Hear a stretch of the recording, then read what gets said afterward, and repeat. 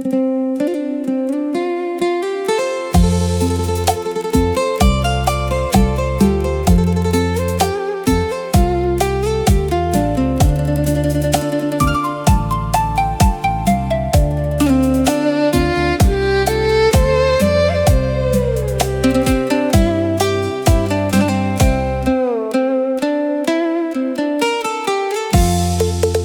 ូលអាងតែងខ្លួនពួនចាក់គុំពី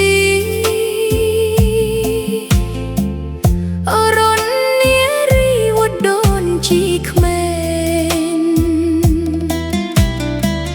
ឆាកលខោនគុទ្រូងរុងតាំងគ្រឿងភ្លេងយើងបាយហើយគេ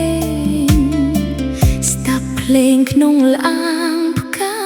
ស្លាអូនចាំទាំង